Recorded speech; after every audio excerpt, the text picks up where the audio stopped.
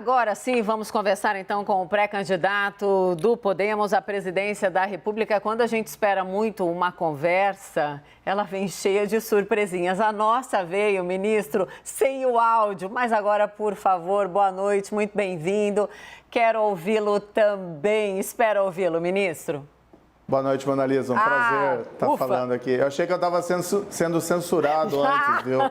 Mas não. Aí agora está resolvido aqui. Ministro, vou contar uma coisa para o senhor. Essa possibilidade aqui na CNN Brasil é zero. Aqui o nosso papo é reto, direto e com o principal, todas as vozes são ouvidas aqui, mesmo quando elas são vozes desafinadas, mas não será o caso dessa entrevista.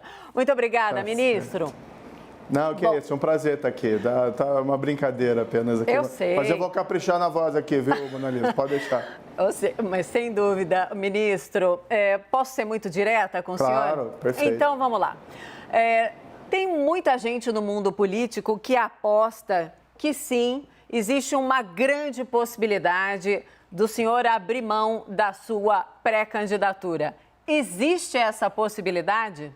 Não, Mona Lisa, não existe essa possibilidade. Desistir da minha candidatura seria desistir de mudar do Brasil, o que é o meu sonho, por isso que eu coloquei aqui o meu nome à disposição da população brasileira. Então não existe qualquer possibilidade disso vir a acontecer. O que está acontecendo aqui, na verdade, é que muita gente tem medo da minha pré-candidatura, muita gente tem medo, por exemplo, de me enfrentar nos debates. E o que eu tenho a dizer para essas pessoas, que eu vou até o fim. Alguém vai ter que falar a verdade aqui em 2022, não só em relação ao passado e o presente, mas em relação ao futuro. Então, sim, eu vou para os debates e vamos lá, vamos conversar com os demais candidatos, Lula e Bolsonaro. Eu, pelo menos, vou estar nos debates e vamos até o fim. Não existe nenhuma possibilidade, zero chance de desistência. O que existe, no fim, são esses boatos, mas que refletem, no fundo, o medo, né, que a minha pré-candidatura oferece para essas pessoas que se aproveitam dessa situação política e sempre se beneficiam, mesmo quando o país vai mal. Sim, ministro, o senhor fala que, então, muitos têm medo da sua pré-candidatura, mesmo uma pré-candidatura que não deslanchou como muita gente disse que o senhor apostava, que ela deslancharia logo de largada, batendo nos dois dígitos nas pesquisas eleitorais? Mona Lisa, eu coloquei meu nome à disposição ali em novembro e saltei para o terceiro lugar nas pesquisas. E agora nós estamos no momento de pré-campanha. A campanha nem começou. Eu passei esse tempo aqui estruturando a minha equipe, estruturando o meu projeto, o meu programa de governo. Então, a minha preocupação agora é se preparar para esse desafio que vai ser a campanha. Então, as pessoas estão em março achando que a eleição de outubro já está resolvida. Nada disso. Olha, a gente está tratando com bastante humildade, esse cenário, mas está tratando também com crescente confiança. Então, o jogo ainda está para ser jogado e a gente está aqui firme. Veja que eu tenho sido vítima de imensas fake news e mentiras e estamos lá em terceiro lugar. Muita gente está lá, não consegue nem pontuar nada. Nós estamos em terceiro e o que eu tenho visto ao circular pelo país é uma grande insatisfação com a situação atual. A economia vai mal, a inflação está elevada. Agora nós estamos vendo todo esse drama decorrente do aumento dos combustíveis. Sim. E do outro lado, o que a gente tem? Um governo do passado, do ex-presidente Lula, que deu errado também. Então, ou a gente começa a falar seriamente sobre o futuro, o que a gente quer fazer, e deixa de lado coisas que a gente sabe que já não deram certo, tanto do passado como do presente, ou a gente não vai ter um futuro para o Brasil. E a minha pré-candidatura se encaixa exatamente nisso. É mudança real. Sim, mas um futuro para o Brasil pode significar um distanciamento, por exemplo, de representantes ali do MBL ou de comandantes do MBL, parlamentares que estão em outros partidos e que hoje, nesse momento, significam sim um alinhamento ao deputado Arthur Duval. O Brasil ainda está impactado, apesar da guerra na Ucrânia, com o que ele disse sobre a fila de refugiadas, que era mais legal, mais bonita, mais interessante do que uma fila de balada em São Paulo. Quando a gente faz uma busca básica em qualquer mecanismo de busca, são fartas ali as imagens, o senhor com representantes do MBL, parlamentares e também com Arthur Duval. Como é que dá para pagar essa ligação que é tão importante na campanha do senhor, por exemplo, nas redes sociais? Mona Lisa, no primeiro momento, quando nós ficamos cientes, quando eu fui informado daqueles áudios que são inaceitáveis e realmente repugnantes, tá? Na primeira hora nós nos manifestamos. Eu não tenho nenhum compromisso com gente que faz coisa errada. E nós, no primeiro momento, repudiamos aquilo. Eu não aceito esse tipo de agressão, esse tipo de violência moral com as mulheres. Agora, espero até que esse episódio de todo lamentável, tá? Mas que talvez ele possa aqui servir para nós brasileiros como um momento também de despertar, um momento para que a gente comece a prestar atenção contra esse tipo de violência moral contra as mulheres. A gente sabe que as mulheres têm condições, né, de se defender contra esse tipo de agressão, mas acho que está na hora de nós, homens, nós também começarmos a nos posicionar de maneira mais veemente. Esse tipo de conversa, quer no cenário público ou quer no cenário privado, é inaceitável. E quando a gente ouve uma coisa dessa, o que a gente tem que fazer? Censurar quem está falando isso. Não é porque é uma conversa ali de vestiário que a gente tem que ficar constrangido ou eventualmente dar uma risadinha. Ao contrário, né? Eu tenho uma filha, sou pai de uma filha, eu quero que ela cresça num mundo que tenha cada vez mais oportunidades para as mulheres. E esse tipo de violência moral é inaceitável. E eu vou colocar aqui, nós nos manifestamos, eu me manifestei no primeiro momento, nunca teve nenhum vacilo em relação a isso. Ou seja, o que nós temos que fazer diante de uma situação dessa? Manifestar de imediato nosso repúdio. Mas não é só para esse caso. Para todo caso que aconteça, que as mulheres sofram violência, nós temos a obrigação, nós homens, de nos manifestarmos e colocarmos que isso é inaceitável. Concordo plenamente com o senhor, mas eu só vou reiterar a pergunta e aí já vou passar para as perguntas também dos nossos analistas. Vamos tentar fazer rodadas, assuntos não faltam. Eu me referi claro, a aliança, a vinculação que o senhor tem com o MBL, né? Esse fato especificamente pode significar um estremecimento na relação Sérgio Moro-MBL ou de jeito nenhum? Olha, o deputado Arthur, ele foi aberto um processo disciplinar contra ele dentro do Podemos, de imediato também.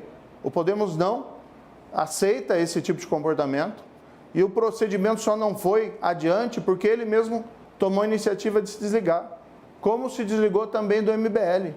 Agora, o responsável por essas declarações, tá, não vou dizer que infelizes, essas declarações inaceitáveis, é o deputado. E ele tem que responder por isso.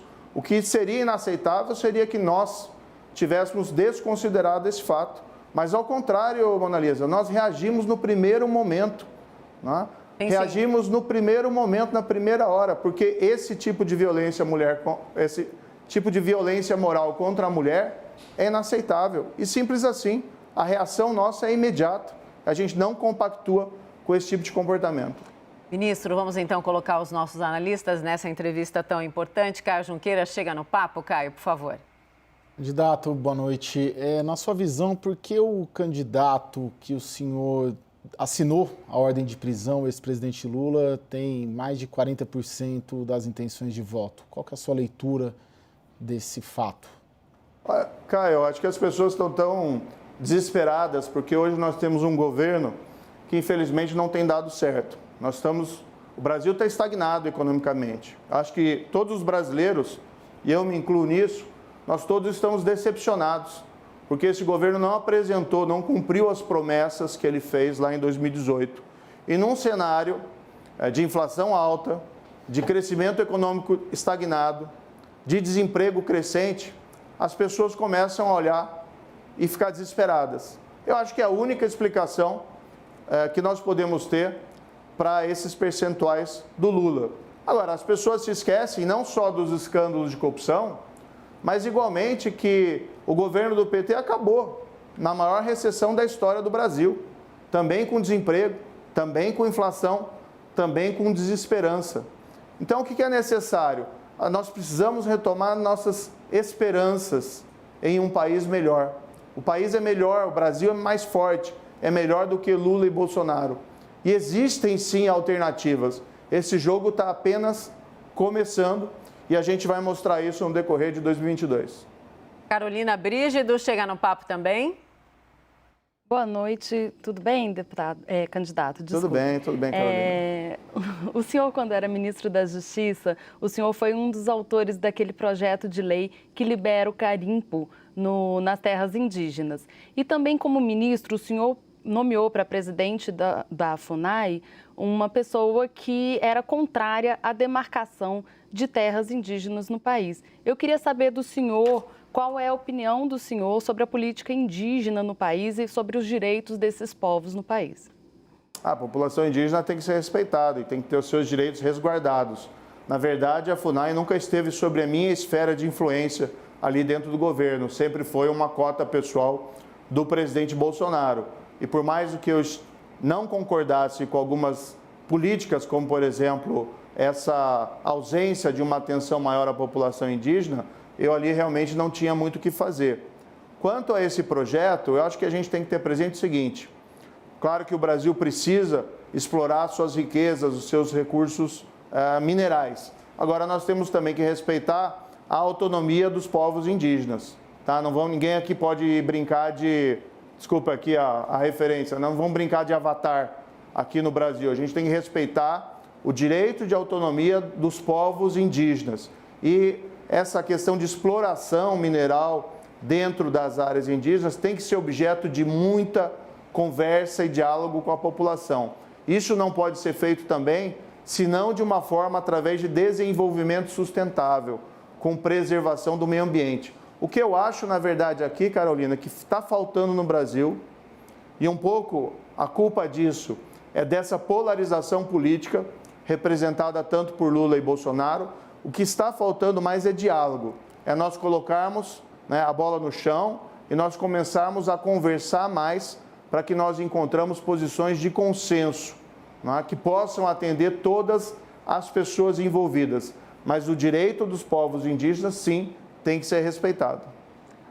Ministro, o senhor disse recentemente numa entrevista que há várias semelhanças entre o senhor e o governador João Dória. Quais e por que dessa afirmação? Olha, eu respeito muito o governador Dória. Tá? Eu me considero uma pessoa diferente dele também, como sou muito diferente de Lula e de Bolsonaro. Nós comungamos uma visão, entretanto, do Brasil, um projeto que tem suas similitudes. Por exemplo, nós acreditamos no crescimento a partir do setor privado, da inovação. Nós acreditamos na eficiência da administração pública. E, além disso, nós estamos todos cansados. Mas aqui não sou eu ou o governador. Os brasileiros, em geral, nós estamos cansados dessas brigas todas, desses conflitos que acabam afundando o país. O que nós estamos vendo? Todo o assunto, mesmo um assunto que às vezes parece mais simples, gera uma polarização e toda uma discussão, ao invés da gente poder discutir essas questões pragmaticamente. Ou seja, o que nós temos que discutir hoje, Mona Lisa? Como é que o Brasil volta a crescer? Como é que a gente controla a inflação? Como é que a gente faz esse crescimento ser um crescimento inclusivo, que gere emprego e aumente a renda dos trabalhadores e também dos empresários? Como é que a gente recupera, isso a gente tem nosso projeto, não só aquelas reformas modernizantes do país, mas como é que a gente posiciona de novo o Brasil como uma liderança responsável no mundo. Veja, esse exemplo agora da invasão da Rússia na Ucrânia. O Brasil não tomou uma posição clara. O presidente da República adotou certas posições que nos prejudicam diplomaticamente lá fora, com nossos, inclusive, tradicionais aliados. Isso pode gerar impactos, inclusive, para o comércio do Brasil. Então, nós precisamos rever um pouco os nossos conceitos e o brasileiro está interessado o quê? Em solução para os problemas. Chega dessas brigas, que não nos levam a lugar nenhum. Muita gente diz que essa polarização Lula-Bolsonaro se deve especialmente ao senhor. O senhor rechaça essa assimilação? Não, Mona-Lisa, não vamos colocar essa conta em cima de mim, eu não tenho essa culpa, não. Olha, o que aconteceu foi o seguinte, eu como juiz, na Operação Lava Jato, eu apliquei a lei. A minha função era essa. E não fiz isso sozinho, foi um trabalho institucional. Aliás, a Lava Jato, o combate à corrupção, a prisão de todas aquelas pessoas que roubaram a Petrobras. A Petrobras, esses dias, divulgou uma nota dizendo que ela conseguiu recuperar, por conta da Lava Jato, 6 bilhões de reais. Bilhões, não milhões. Você imagina o tamanho do escândalo de corrupção que produz 6 bilhões de reais que foram recuperados. E aqui não é uma estimativa. Então, o que eu fiz? Eu fiz o meu trabalho. Se alguém ali envolvido na política cometeu crime e foi punido, a culpa é da pessoa que cometeu o crime. Eu não ia virar os olhos e aliviar para ninguém, como não aliviei para ninguém na minha vida pública. Quem faz coisa errada não tem lugar ao meu lado. Então, eu fiz o meu trabalho. Agora, o que acontece? O país está nessa polarização política, mas tem saídas. O pior problema aqui, Mona-Lisa, que eu penso, é a gente começar a acreditar e começar a se resignar que o Brasil fracassou, que a gente está fadado ao pior, que a gente está fadado a escolher um governo do passado que não deu certo e um governo do presente que, como desapontou todo mundo, fracassou. Infelizmente, ambas as situações. Mas a gente tem muito tempo pela frente e possibilidade de construir um Brasil com mudança real. Eu insisto nisso.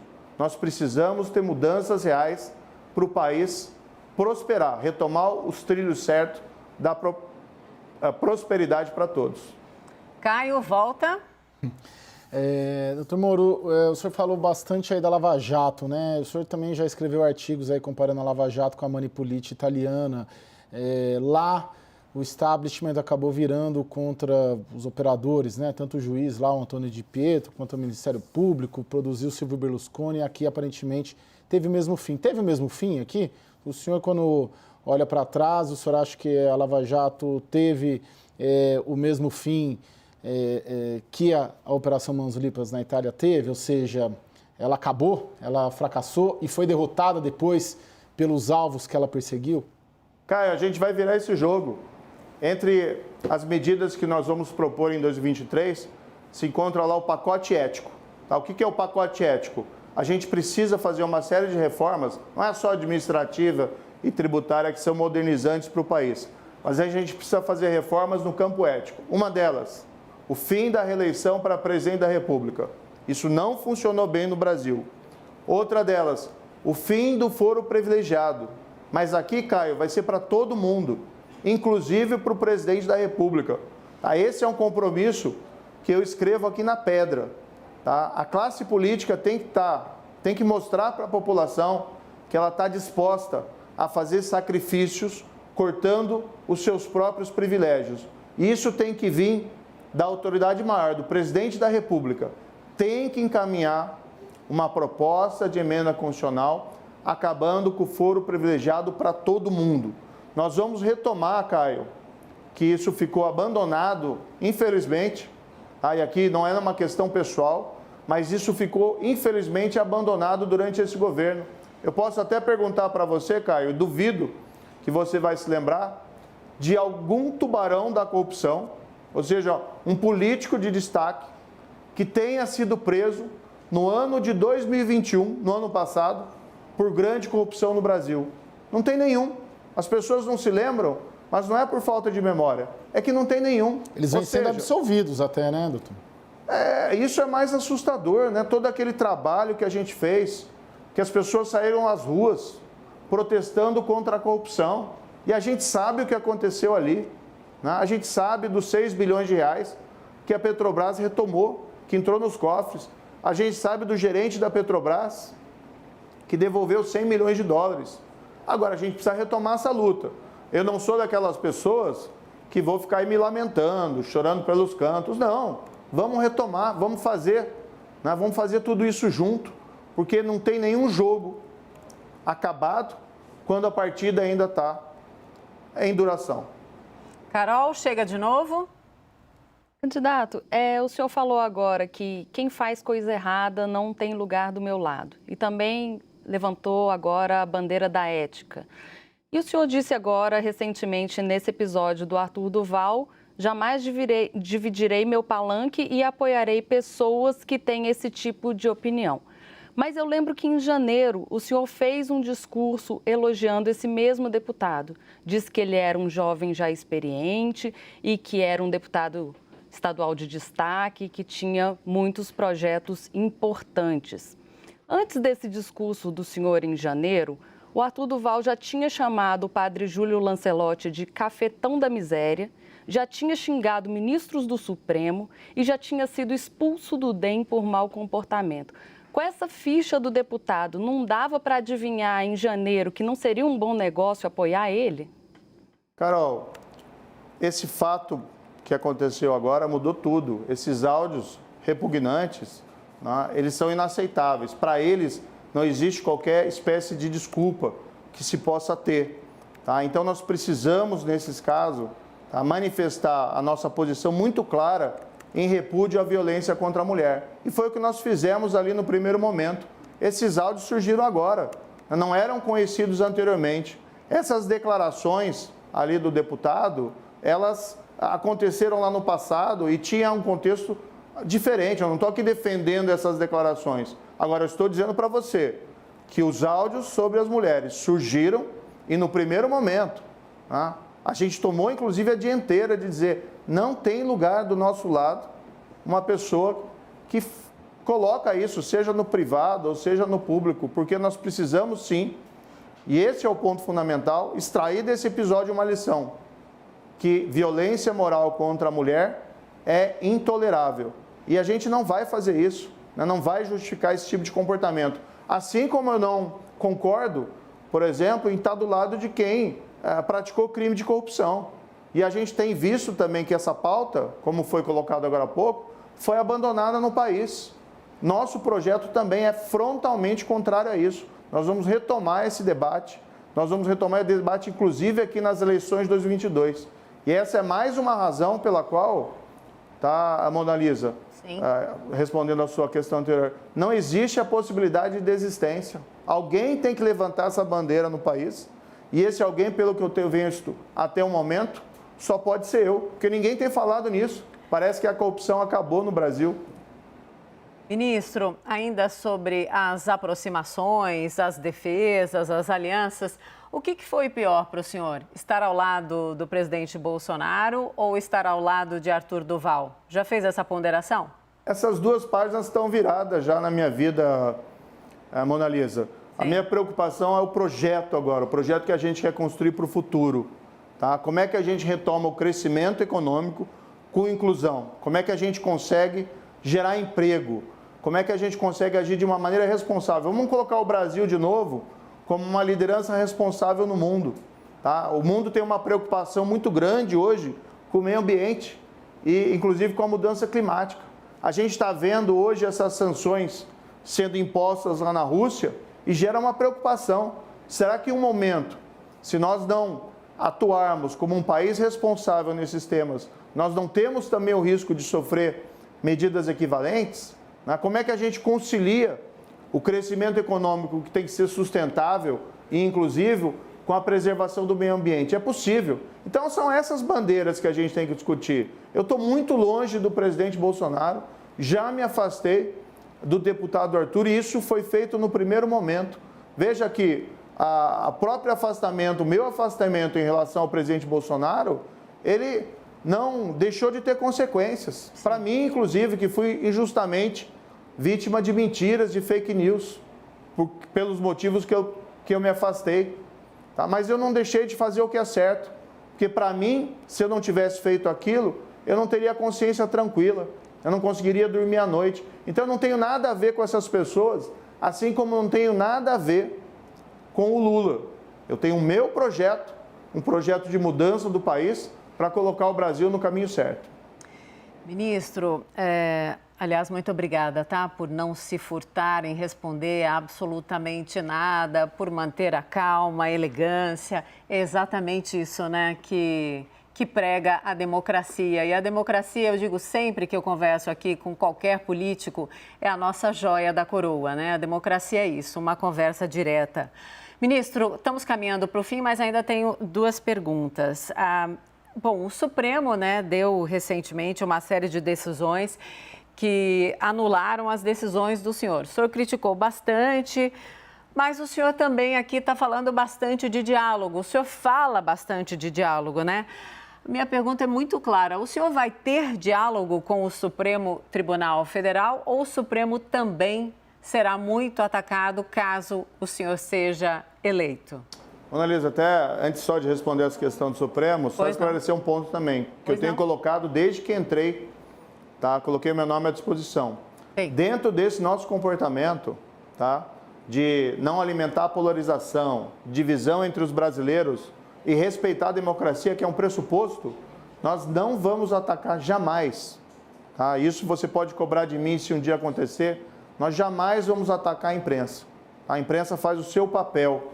Tá? Faz o seu papel buscando fatos, dando notícia. A gente sabe que isso também envolve muitas vezes opinião. E às vezes a gente pode achar que tem alguma opinião, alguma divulgação de um fato não muito correta, que ela seja injusta. Mas posso te garantir que você não vai ouvir da minha parte, tá, durante esse ano de 2022, nenhum ataque à imprensa ou nenhuma defesa de um controle social da imprensa, como fazem Bolsonaro e Lula. Nós não concordamos com isso. Nós entendemos que a liberdade de imprensa é fundamental para o funcionamento de uma democracia. Em relação ao Supremo, tá, eu fiquei triste, eu fiquei desapontado também com essas decisões. Eu acho que essas decisões são um baita erro judiciário. Sim. Nós tivemos mais de 150 condenações criminais na Operação Lava Jato. A gente sabe que o escândalo de corrupção aconteceu. Houve anulação de alguns casos. O Supremo nunca disse que essas pessoas são inocentes, tá? Porque não poderia dizer isso. Mas houve uma anulação ali por questões formais. O nosso judiciário é muito formalista. Também entendo que o Supremo ali adotou umas teses que não têm correspondência na realidade. Então, eu lamento essas decisões do Supremo. Eu acho que o Supremo, quando proferiu essas decisões, mandou um recado errado para a sociedade, no sentido que o crime compensa. Agora, eu não sou uma pessoa vingativa, eu não sou uma pessoa que guarda rancor no coração. O que eu penso é o seguinte: diante disso que aconteceu, o que a gente vai fazer a respeito? Nós temos 2 vagas do Supremo Tribunal Federal surgindo no próximo ano. Eu tenho dito que vou nomear juízes que tenham um compromisso sério com a legalidade e com o combate à corrupção. Juízes que não tenham menor margem de tolerância com o comportamento dos corruptos, seja dos pagadores ou seja dos recebedores de propina. Nós vamos acabar com o foro privilegiado, tá? Que é uma fonte de blindagem de gente que fez coisa errada. E vamos fazer isso, inclusive, por presidente da República. Nós vamos respeitar a autonomia da Polícia Federal. Eu quero instaurar mandato fixo de 4 anos para o diretor da Polícia Federal. Também é um compromisso que eu estou assumindo. E quero garantir a independência do Ministério Público Federal, respeitando a lista tríplice que tradicionalmente se respeitava no passado e foi abandonada por esse governo. Mas a minha relação com o Supremo vai ser no mesmo nível da minha relação com os demais poderes e com a sociedade. Eu não sou uma pessoa de conflito, eu só não concordo com gente que faz coisa errada. Mas eu quero construir um caminho para o futuro e não quero aqui ficar lidando com esses rancores do passado. Ministro, para terminar, claro, presença no debate da CNN Brasil, dia 6 de agosto? Eu garanto para você que eu vou estar lá. Tá? Pode escrever na pedra, vou estar lá. Escrever na pedra é quase mandamento, mas ok. É quase mandamento. A gente falou já uns 3, 4 que a gente ia colocar na pedra. Sim, tá tudo anotado. Mas uns 7 dá os 10 mandamentos até. Mas veja, vou estar lá, tá? Eu acho que o debate é importante. Sem dúvida. Eu espero que Lula e Bolsonaro estejam. Acho, no entanto, que eles não estarão, tá? A população brasileira gostaria de ouvi-los. E eu posso te dizer uma coisa. Eu tenho muita coisa para dizer para eles. E quero ver a presença deles lá. Se eles vão ter medo e não comparecer, ou se vão ter coragem lá de olhar no olho com a gente para estar presente nesses debates. Acho que é dever de todo pré-candidato da República, e candidato, já vai ser candidato naquela época, de se apresentar e dizer o que pretende fazer e o que fez no passado para a população brasileira. Eu vou estar lá. Então o senhor está dizendo que se eles não forem é porque eles têm medo do senhor? Eu estou dizendo que se eles não forem, eles têm medo da população brasileira. Porque eles sabem aqui que envolvem um governo do passado que não deu certo, e não foram só os escândalos de corrupção, foi mais do que isso, e um governo do presente que desapontou os brasileiros, que não entregou. Veja só o que a gente está vivendo hoje, né, de inflação, de estagnação e de desemprego, e até casos de fome, né, pessoas passando fome, Natal da fila dos ossos, caçando lagarto no sertão para poder se alimentar. Para mim isso demonstra que, infelizmente, que eu gostaria, como todo brasileiro, que o governo fosse bem sucedido, mas esse governo fracassou. E vamos lá falar sobre isso. Acho que eles devem sim uma prestação de contas em relação ao que fizeram no passado e o que fazem no presente. Eu aproveito então a deixa para reiterar o convite para o primeiro debate, então, dia 6 de agosto, a presidência da República, para o presidente Jair Bolsonaro e também o ex-presidente Luiz Inácio Lula da Silva. Ministro pré-candidato Sérgio Moro, muito obrigada pela conversa. Gostei bastante, ela foi esclarecedora demais, tem várias questões que a gente abordou. Até uma próxima, boa noite para o senhor e, claro, sempre boa sorte. Obrigado, Mona Lisa. Foi um prazer falar com você e com os espectadores, tá? Um grande prazer. Estou sempre à disposição para debates ou para vir aqui à CNN para falar. Muito obrigada, ministro.